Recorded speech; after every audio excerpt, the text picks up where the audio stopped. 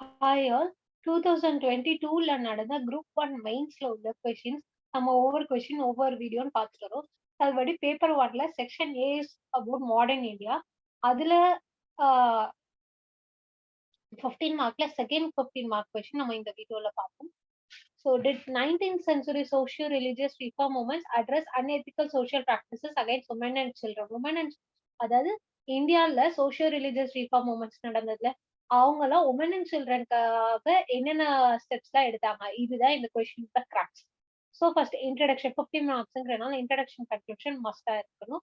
நடுவுல என்னென்ன social religious reform movements என்னென்ன இருந்தது, யார் யாரெல்லாம் மேஜரா ரிஃபார்மர்ஸ் இருக்காங்க, அவங்க உமனுக்காகவும் சில்ட்ரனுக்காகவும் என்னென்ன இனிஷியேட்டிவ்ஸ் எடுத்தாங்க, அது அந்த இனிஷியேட்டிவ்ஸ்னால என்ன வந்துட்டு இம்பாக்ட் இந்தியன் சொசைட்டில வந்தது, என்ன மாதிரி சேஞ்சஸ் பிரிட்டிஷர்ஸ் கொண்டுட்டு வந்தாங்க, பிரிட்டிஷ் அபிஷியல்ஸ் என்ன மாதிரி சேஞ்சஸ் எல்லாம் கொண்டுட்டு வந்தாங்க அப்படின்னு லிஸ்ட் அவுட் பண்றதா இந்த question.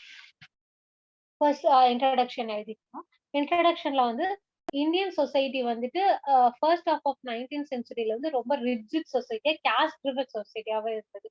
But after the arrival of British we came to the consciousness that there are so many drawbacks in social institutions of India அப்படிங்கிற அந்த கான்சியஸ்னஸே நமக்கு பிரிட்டிஷ் அரைவல்க்கு அப்புறம் தான் வந்தது. So as a consequence, several individuals and movements sought to bring about changes in social and religious practices following in India. அதுல எல்லாம் நிறைய reformation கொண்டுட்டு வரணும். These people and movements started. ஓகேவா? Hence, these movements are called as social religious movements, and these individuals are called as social reformers. இந்த பாயிண்ட்ஸ்ல எழுதிட்டு என்னென்ன type of social religious reform movements இந்தியால இருந்ததுன்னு பார்த்தா ரெண்டு டைப் தான். ஒன்னு ரிஃபார்மஸ் மூவ்மெண்ட், இன்னொரு ரிவைவலிஸ்ட் மூவ்மெண்ட். ரிஃபார்மஸ் மூவ்மெண்ட்னா ஒன்றும் இல்லை, சயின்டிபிக் நாலேஜ் வச்சு எப்படி சொசைட்டியை வந்து ரிஃபார்ம் பண்ணலாம் அப்படிங்கறத வந்து பேஸ் பண்ணி என்னென்ன மூவ்மெண்ட்ஸ் எல்லாம் இருந்தது அதுதான் ரிஃபார்மஸ் மூவ்மெண்ட் சொல்லுவாங்க. For example Brahmo Samaj movement and Aligarh movement. Revivalist மூவ்மெண்ட்ங்கிறது Indian tradition, age old tradition வந்து ரொம்ப நல்ல ட்ரெடிஷன்ஸ் தான் ஃபாலோ பண்ணிட்டு இருந்தாங்க. இப்போ வந்து பிரிட்டிஷர்ஸோட இன்ஃபுளுன்ஸ்னாலதான் நம்ம இந்தியன் ட்ரெடிஷன்ஸ் எல்லாம் அழிஞ்சிட்டு வருது அப்படிங்கிற அந்த தாட் ப்ராசஸ்னால இந்தியன் சொசைட்டில ரிஃபார்ம்ஸ் கொண்டுட்டு வரணும்னு நினைச்ச அந்த மூமெண்ட்ஸ் எல்லாம் தான் வந்து ரிவைவலிஸ்ட் மூவ்மெண்ட் சொல்லுவோம். ஃபார் எக்ஸாம்பிள் ஆரிய சமாஜ் அண்ட் தியோபந்த்.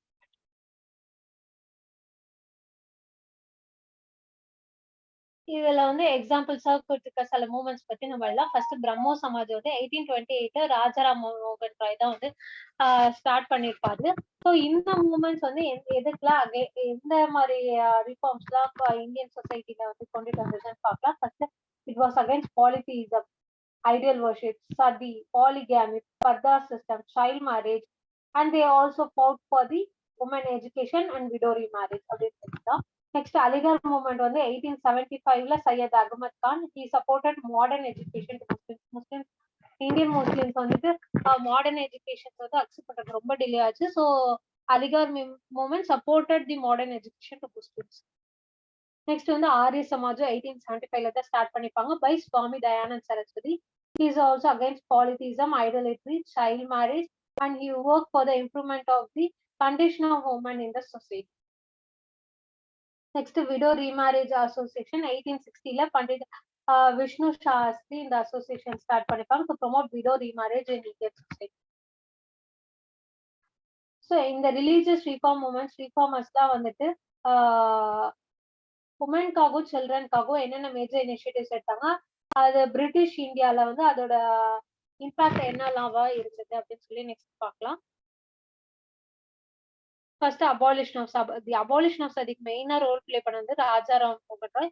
இவரோட கடின உழைப்பினாலதான் முயற்சினாலதான் வந்து பெங்கால் ரெகுலேஷன் ஆக்ட் 17 சொல்லி கொண்டுட்டு வந்தாங்க 1829ல. It prevented the sati. Next preventing of female infanticide வந்து எப்படின்னா பர்த் ரெஜிஸ்ட்ரேஷன் ஆக்ட் 1870 கொண்டுட்டு வந்தாங்க. ஸோ இந்த ஆக்ட் மூலமா இந்தியால இருக்கிற வர எல்லா பர்த்தையும் வந்து கம்பல்சரி ரெஜிஸ்டர் பண்ணணும்னு சொல்லிட்டாங்க. ஸோ ரெஜிஸ்டர் பண்ணிட்டா இன்ஃபான்டிசைட் வந்து குறைய ஆரம்பிச்சிருச்சு. Next preventing of child marriage, இதுக்கு மேஜர் ரோல் பிளே பண்ண வந்து PM மல்லபாரி. இவரோட இனிஷியேட்டிவ்ஸ் இவரோட போராட்டத்தினால தான் age of consent act 1891 Sarda ஹேக் அர்பிலா சார்தா அவங்க இதனால சார்தா ஆக்ட் 1930 கொண்டு வந்தாங்க. உமன் எஜுகேஷனை ப்ரமோட் பண்றதுக்கு ரொம்ப மேஜர் ரோல் பிளே பண்ணது ஈஸ்வர் சந்திர வித்யாசாகர் இன் பெங்கால் ரீஜியன். அப்புறம் இங்க வந்து ஜோதிபா பூலே, சாவித்ரிபாய் பூலேன்னு பூனேல சொல்லலாம். சோ கிறிஸ்டியன் மிஷனரிஸ் வந்து உமனுக்குனே தனிப்பட்ட ஸ்கூல்ஸ் கொண்டுட்டு வந்தாங்க. பெத்தியூல் ஸ்கூல் அதுவும் வந்து உமன் எஜுகேஷன் ஃபேவர் பண்ற ஸ்கூல். உட்ஸ் டிஸ்பேட்ச் வந்து உமன் எஜுகேஷனை ப்ரையாரிட்டைஸ் பண்ணி உட்ஸ் டிஸ்பேட்ச்ல நிறைய பாயிண்ட்ஸ் கொடுத்துருப்பாங்க, நிறைய ஃபீச்சர்ஸ் சொல்லியிருப்பாங்க. நெக்ஸ்ட் விடோ ரீமேரேஜ் இது சப்போர்ட் பண்ணி இந்து விடோ ரீமேரேஜ் ஆக்ட் வந்து கொண்டு வந்திருப்பாங்க. ஸோ இதெல்லாம் தான் வந்துட்டு உமனுக்காகவும் சில்ட்ரனுக்காகவும் Indian social religious reform movements கொண்டுட்டு வந்த இனிஷியேட்டிவ்ஸ், அவங்க அதனால ஏற்பட்ட இம்பாக்ட்ஸ்ல இந்த பாயிண்ட்ஸ்லாம் தான் சொல்லி நம்ம லிஸ்ட் அவுட் பண்ணி எழுதி கொடுக்கலாம். So thank you all.